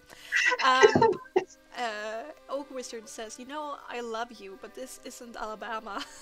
And please stop playing so Sweet Home Alabama. Nope. Yeah. This is like medieval-ish times. That's Yeah, like yeah, that's common. what I mean. And the Vistani are, exceptionally, a little bit more. They don't Yeah. They don't believe in marriage. no. They don't believe in commitment. Well, okay, I'm sorry. They believe in love, but not in marriage. People way. Do what you gotta do. This was the Stranger podcast we've been making a Magic the Gathering Commander deck to. Lol. Podcast? Just want to get to the best zone? What is the best zone? Get to the bone zone. Oh. That zone is indeed the bone zone. Here's an interesting question. Like, is Aspida adventurous but not that adventurous? Yeah, what color was he? Was he like a blue person? No, he was the red person. I mean, But she's not interested. It is certainly not her type. Her type is not of that variety. That and she's like, in Dragonborn, she's like halfway there. Basically, like 50s and what. Side. Alright, I'm back. Are on the outside, not the inside. well, please say me. Eggs with this. Yeah. Don't encourage. You just change the topic. Okay, so I think we heard some pretty interesting information through the stories. Yes. Yes. The Count isn't all that bad. Or maybe parties to partake in. What? Yes, it's mystical stone. Yes. It's not a mystical stone, it's a stone in the mud. Yeah, I guess. I mean, it's some interesting, like, it's a bit more info about Count and, like...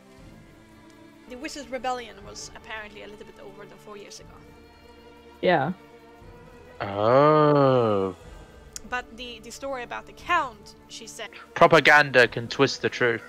Oh my god. I'm going there. You think of those Trump supporters. Yeah, you're not wrong. You're not wrong. Wait, did Father Donovic tell us? No, those was... ago, a powerful spellcaster with a group of people came to Barovia and rallied the people, and they attacked the castle. so it... Like that. I think it wasn't like a year or something. It was a few years because, yeah, Oh, it was a few years. it could be. It could be. I will definitely push that point. There's conspiracy.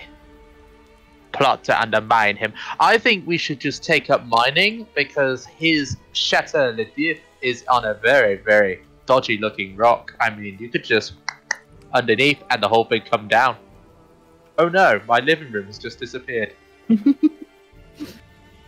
And so is my big chair. Yeah, sure, let's just screw this whole, like, thing. We're just... This is a point of caution. I think you underestimate the Count. I think he underestimates my ability, and that's the point. He sees this. Well, no, he doesn't see the gnome. He's small. You wouldn't see the gnome. He's not gonna give a rat's ass about. He wouldn't want to eat me. I've been in the swamp too long. I'm literally made of like 75% organic dirt. I think you underestimate his taste and the lack of variety. Oh no. Like a risotto. Yeah, Well, at least I'm pretty confident now that I won't be eaten first. Why did he not freak out about the well-spoken small child and the gigantic lizard person? I don't think Aspida went down in the woods. A giant Godzilla-like creature. I'm talking to a well-spoken, like, toddler. This is fine. Cool, eh? it's like Banjo-Kazooie out there. I was thinking more of like Sexy witches. Roo and Kanga from Winnie the Pooh. Oh no, yeah! Oh, no. Well, I mean, you have learned that, like, 4 years ago, there were more outsiders, and some Barovians are more... Has a big nose. Anyway, And legal consent, thanks to the pipe. Oh my god. okay. Early in the morning, at that point where you actually get a little bit angry that you're awoken. Like, why can't I sleep longer? I feel in my bones it's like 5 or 6 o'clock in the morning, and I am tired and weary. I want to sleep more. But whatever this force that is trying to rouse you is, they seem to be unyielding. And eventually, Madam Eva will want to talk to you now. Oh no.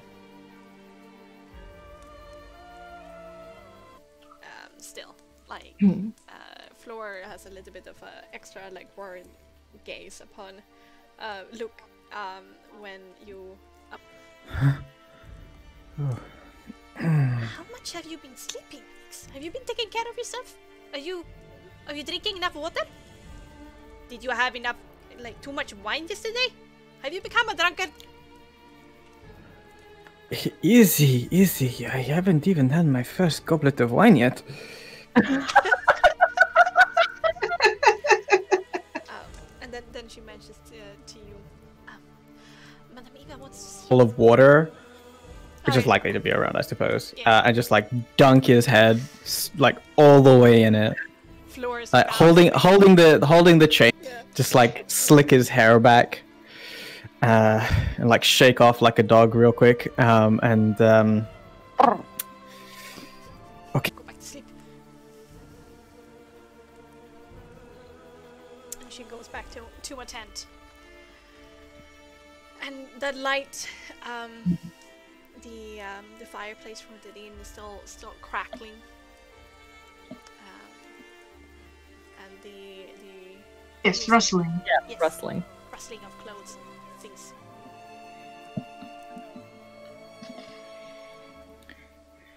Nick stands at like the entrance to the tent and like straightens his jacket and combs his hand through his hair briefly. Takes a big sigh, big breath, and like not even really paying too much attention to his party behind him, steps straight through.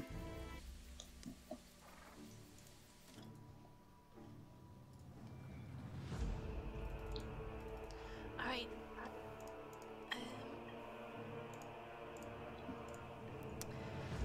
Magic flames cast a reddish glow over the interior of this tent, revealing a lady leans heavily on the table. As the old tiefling speaks, her voice crackles like dry weeds. At last, you have arrived. Dry laughter, a small smile spreading across her lips, but then it turns towards Illyria, and her smile disappears as once, replaced by a grim mask. We don't have the time to tarry. I grew weaker every second. I never before had such adverse reaction to my gifts. That destiny might be on your side. Finally. Now, let's get to it. First, your questions for me, and then we shall do the reading.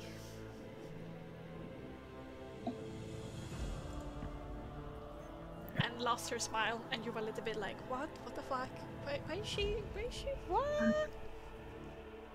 Reading? Path of destiny. In this land of Barovia. I can show you some of it. A glimpse. A black deck of cards is lying.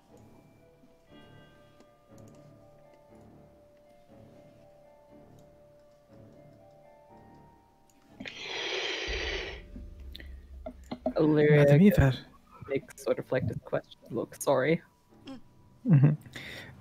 Putting you through so much, it was not my intention. Do not worry. Your presence here is not a mere coincidence. Nor was your journey outside. Everything is happening so far as it should. I quickly do like a side note as I see all the question mark.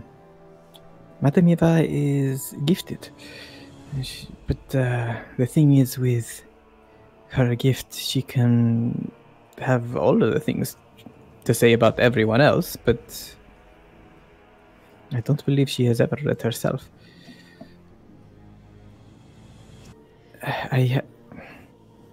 My question for you is, as I'm sure you know, I'm in a little bit of trouble with a few mistakes I have made. Will I be able to... What?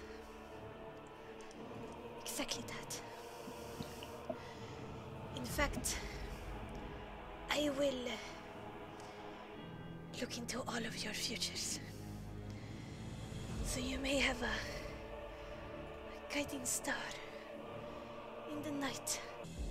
And she walks over to the first one in the row, which, you know, she walks over first to Nyx, obviously. A light erupting from this third eye that she has in the middle of her forehead. And suddenly, Nyx, you remember a dream you had. A vivid dream of a... And then she goes over to the next one in a row, performs the same ritual. There's a weight of this dream, and how it feels, how it rushes back to your mind is adrenaline spiking. Your heart starts to beat faster and your breaths quicken. It all felt so real and like it just had happened recently.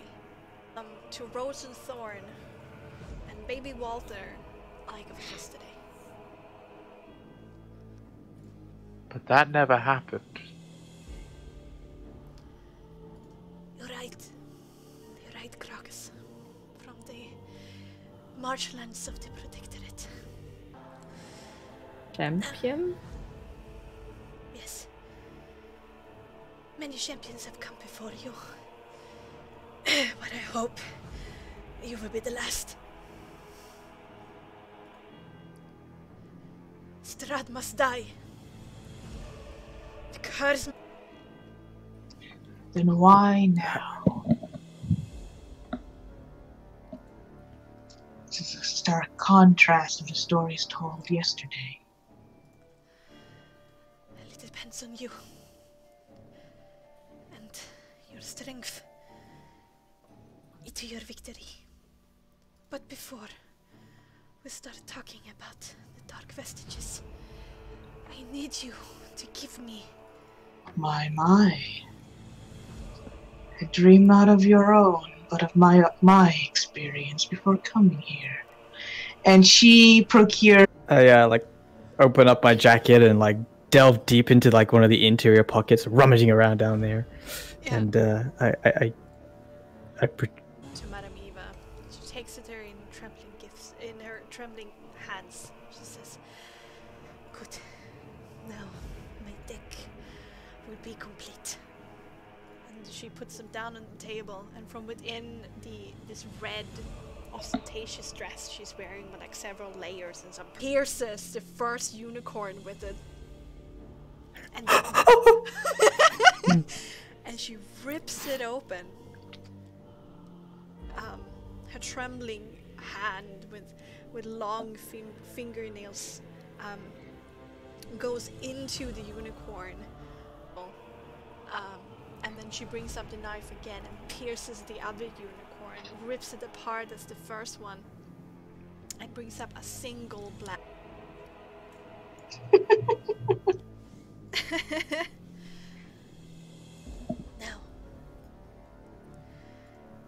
Now I will be able to do your personal readings of your destiny. Who will be first? Nyx is kind of... point of order. Did I lose my exhaustion point? Gotcha. Okay. Nyx is almost like on the verge of tears as he looks at the decimated corpse of the unicorn. Oh. Illyria is somewhat between like confused and weirded out, but most Eva.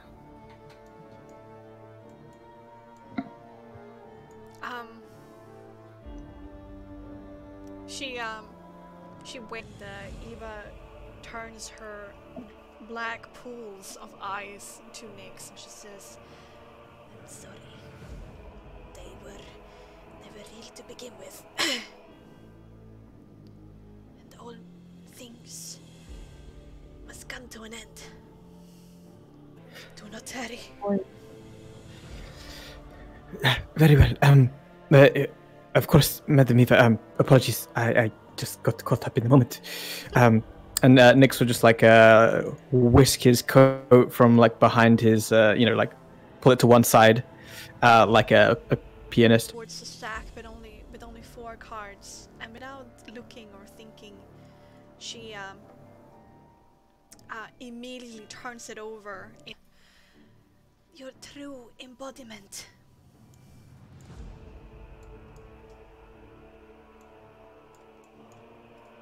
That is in the middle. It says the traitor.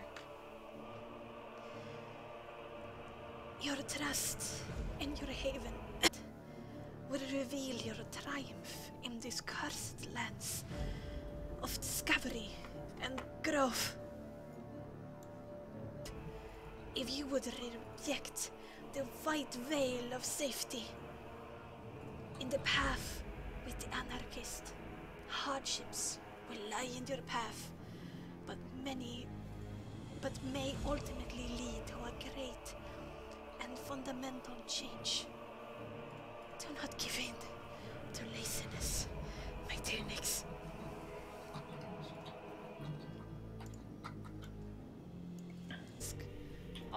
Of a woman, there's still clear sweat in her forehead, and she trembles out for the goblet of wine, and she drinks a lot, trying to calm her nerves, and she goes, the last card, sworn to a new beginning, a dawn which you can guide to new wisdom. And she scoops them up into a pile, turns them around, and then she tremblingly gives you the 3. Well,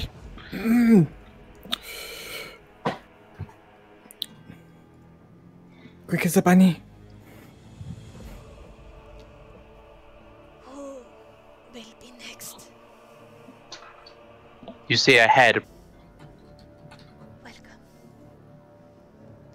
It's great to be here. Come on down. Glad to hear so. First card is your true embodiment, Krakas. This card reveals your nature twofold. You are both the seeker to find a cure for a disease, card of triumph and discovery.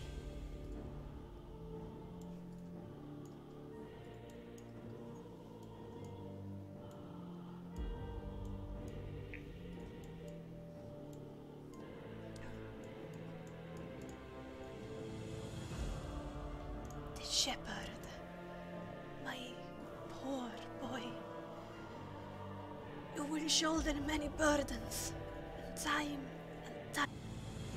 If you would withstand the misery of Barovia.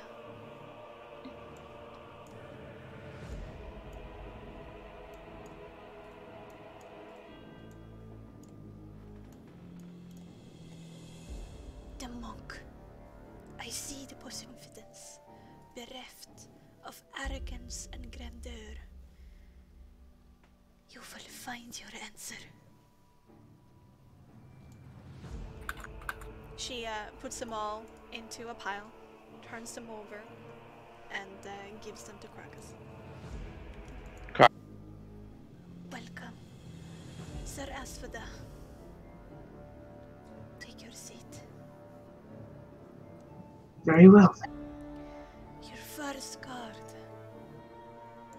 What you embody is indeed a paladin. A warrior of great principle and integrity honors my... The Avenger will challenge your resolution beneath and stray you from your destiny. Who will you reach? Who meets all her challenges honestly, and who rises without fail, like the dawn to fade. And she puts the cards into a pile, turns them over, and stretches out her hand to give.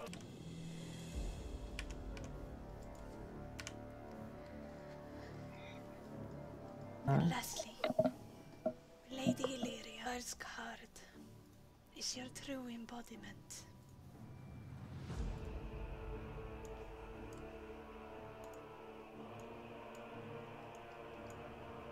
The embodiment of the Tempter.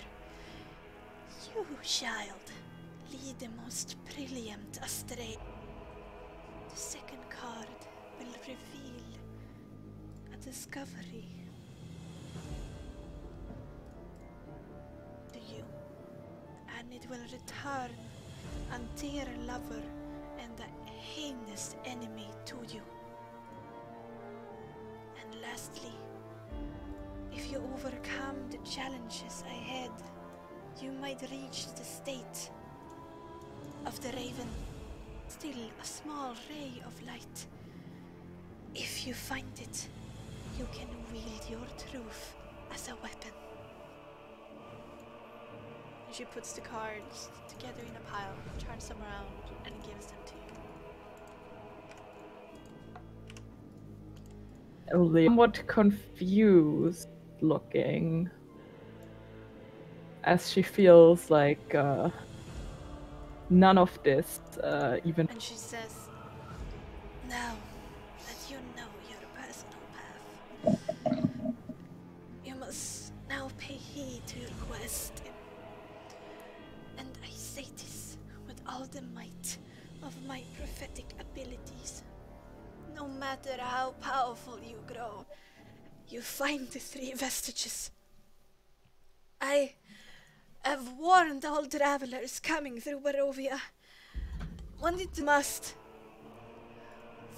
with the vestiges, and as many allies you can muster to your side. Only then can you face the corruption. Do you all understand? Yes. Artifacts that you require to get your victory. And then I will read a card for the ally. The last card will give you the place of this fated battle. When you feel ready, you must travel here and face your destiny. She trembles even more. Now, it's causing her physical pain and drains the life out of her.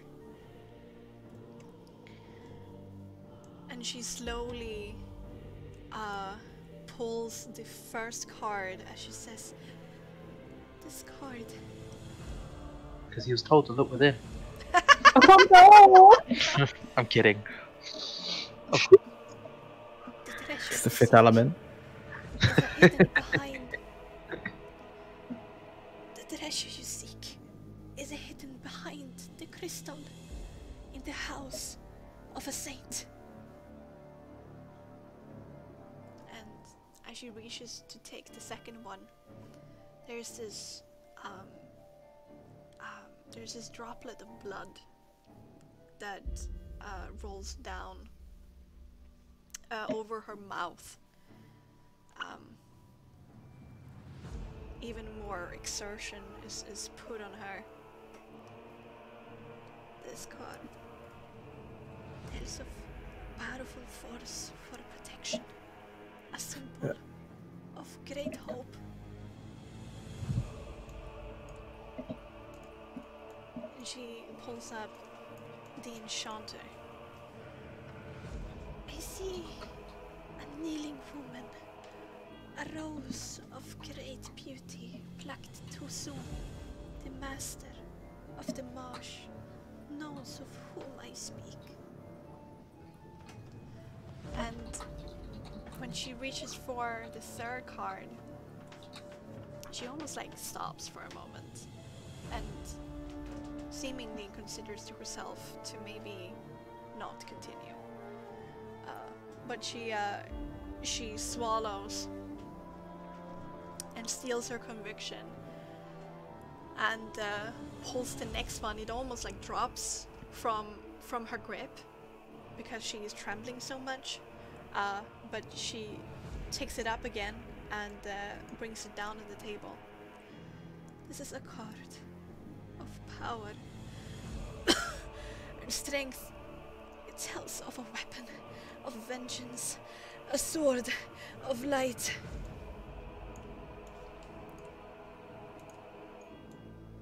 And she pulls up the hooded one. I see a faceless demigod. She awaits you at the end of a long and winding road deep in the mountains.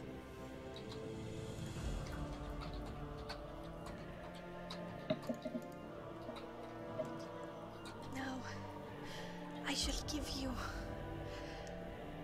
the guidance towards your ally. And she reaches out her hand towards the deck once more. But she stops midway and her head lolls forward and she starts to rock back and forth, suddenly still and calm. I am so sorry, Nix, my dear. I cannot resist it any longer. You must go on without me. Madam Eva? Brother, I'm only trying to help you. Why do you betray me so? Brother, please, no, brother! And then immediately, the sound of flesh ripping is sickening, as is horrifying. In front of your eyes, Madam Eva seems to double in size, as something seems to shed her skin. As flesh and veins are ripped, blood splatters all around you, and even on your faces, and you can taste that metallic taste on your lips. Madam Eva screams and screams. At first a shrill scream that reveals the excruciating pain that she is experiencing, but next it turns guttural and monstrous. After less than 20 seconds, the whole ordeal is over, and the tent has suddenly become very small, and it's not only occupied by just you, but also a large, gray-skinned creature with limbs and 2 wings that just seems to go in every direction. The creature seemed to panic, twisting all around, slashing and pushing at the tent in all directions. There might be a claw here that just comes like waywardly at somebody. Oh shit, yeah, it does. Alright. Illyria. Asphida's the bigger Why target. me?